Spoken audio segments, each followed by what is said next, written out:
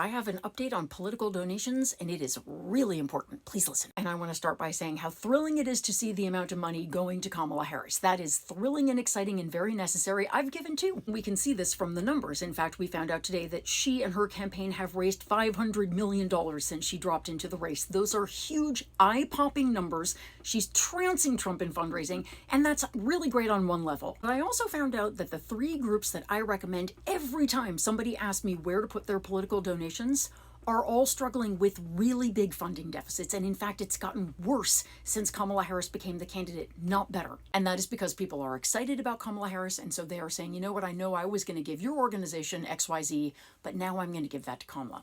And I want to tell you why that will be disastrous for us. Because Kamala Harris and Tim Walz, even if they win, can't actually succeed unless we have also turned out voters down the ballot. I want to make this perfectly clear because it's so important. So let's say that Kamala Harris and Tim Walz win at the top of the ticket, but we lose the House and we lose the U.S. Senate. And we also lose a bunch of state legislatures and even school boards and city council races. What happens then? Well, first, the Harris-Walz administration can't pass any laws because they don't have Congress. And so they look weak and ineffective. Their whole agenda is ground to a halt. And as far as state legislatures, because we've let them fall to Republicans, they are passing more draconian reproductive health care bans, doing horrible things with climate. They are doing horrible things with book bans. They are doing horrible things to our LGBTQ kids and more.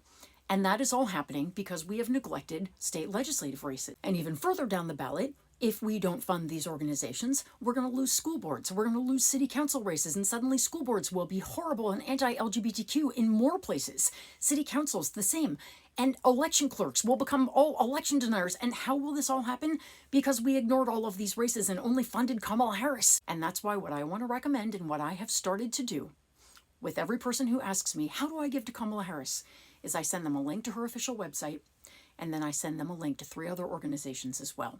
The Movement Voter Project, which is funding the grassroots organizations in all of the swing states that are actually turning people out to the polls. Send them the link to the States Project, which is the best organization I know of funding state legislative races. And then I send them the link to Run for Something, which is the best organization I know funding election clerk races and school board races and down ballot races. So I tell people, take half of your money and give it directly to Kamala, and take the other half and please give it to these organizations. That will help her and everybody else. Please remember this critically important concept in this moment of wanting to give money so badly that a rising tide lifts all boats. Kamala Harris's boat will do better if we lift all the boats beneath her. Really, I promise. And contrarily, her boat will sink if we do not fund those groups. Sorry to abuse the metaphor so far, but it's true. I'm going to put the links to all 3 of these organizations in my link tree. Please spread the word.